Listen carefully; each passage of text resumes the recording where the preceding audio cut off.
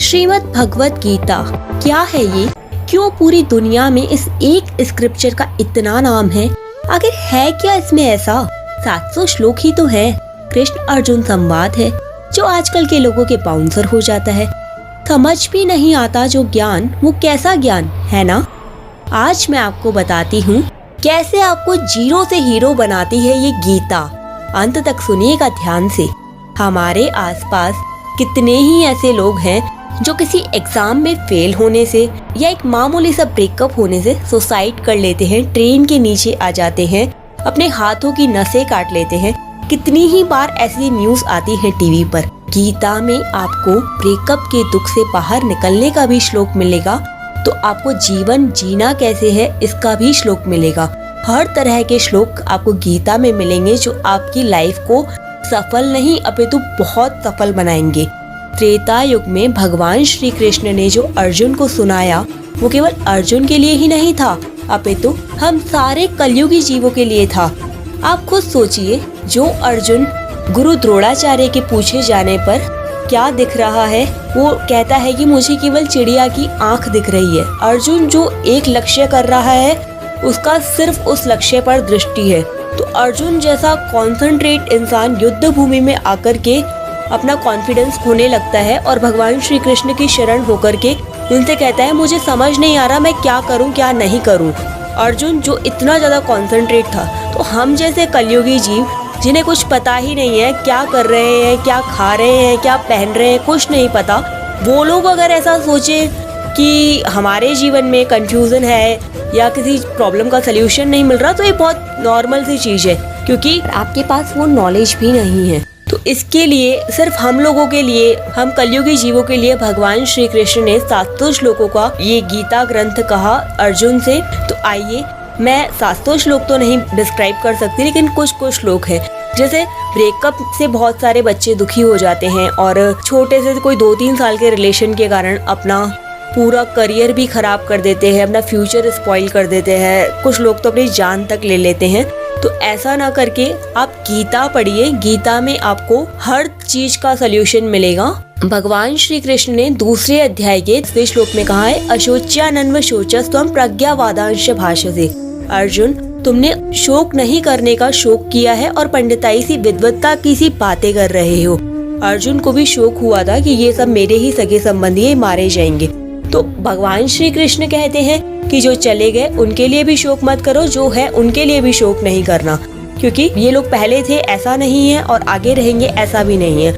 गीता में श्लोक भी जो है ना वो बहुत सटीक तरीके से हैं। स्वामी रामतुक दास जी ने इतना अच्छे से उस चीज को एक्सप्लेन किया है। जैसे सात्विक आहार दे रखा है तो उसका पहले परिणाम बता रखा है कि सात्विक आहार से हमारी बुद्धि शुद्ध होती है।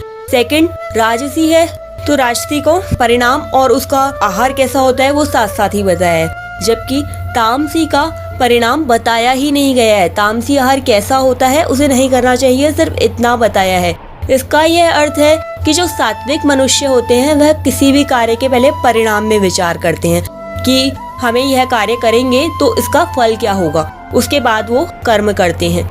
सेकंड, राजसी जो होते हैं वो काम के साथ साथ ही अपना देख लेते हैं, जैसे राजा महाराजा करते थे। और थर्ड, जो तामसी होते हैं लोग, वो कभी परिणाम पर विचार ही नहीं करते, बस जो मन में आया धड़ल्ले से करते गए। ये तो आहार की बात है। गीता में कैसे जागना है, कब जागना है, कब सोना है, संयमित रहना है, युक्ताहार विहारस्य का श्लोक कहकर भगवान ने यह बताया कि बहुत ज्यादा भूखे रहना भी योग करने वाले के लिए सही नहीं है, बहुत ज्यादा खाना भी सही नहीं है, युक्त आहार विहार होना चाहिए। और भी बहुत सारी बातें हैं गीता में। गीता को किसी धर्म से ही केवल नहीं जोड़ा जा सकता, क्योंकि गीता मानव मात्र के लिए भगवान का एक अद्भुत वरदान है। ऐसा नहीं है कि ये सिर्फ हिंदू लोगों के लिए ही है। हमारे देश के भूतपूर्व राष्ट्रपति डॉक्टर APJ अब्दुल कलाम, जो कि मुस्लिम थे, वो भी गीता पढ़ते थे। और आज भारत देश में ही नहीं अपितु पूरी दुनिया में गीता ग्रंथ लोग पढ़ रहे हैं और सफल हो रहे हैं।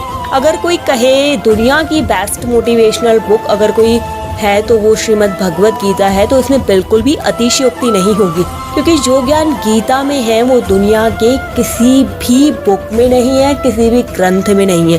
गीता में हमें भक्ति योग, ज्ञान योग, कर्म योग, सारे योग मिलते हैं।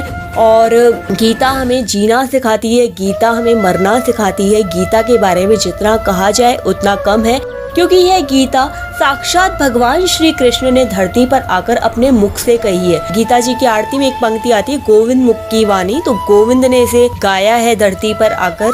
तो यह ऐसा अद्भुत और कोई ग्रंथ नहीं है जिसे भगवान ने स्वयं अपने मुख से कहा हो। युद्ध भूमि जैसे क्षेत्र में गीता का ज्ञान अर्जुन को सुनाया है, तो निश्चित ही हमें पढ़नी चाहिए। समझ नहीं आती तो बार बार पढ़नी चाहिए। आजकल गीता का प्रचार इतना है कि बहुत सारे लोगों ने बहुत सारी टीकाएं लिखी है गीता पर।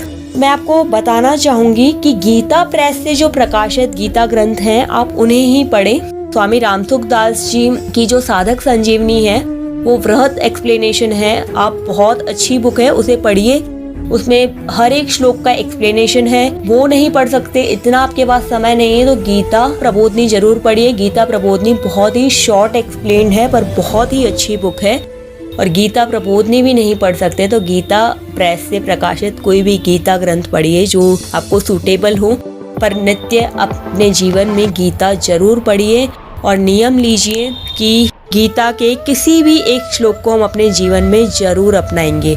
हरे कृष्णा, राधे राधे।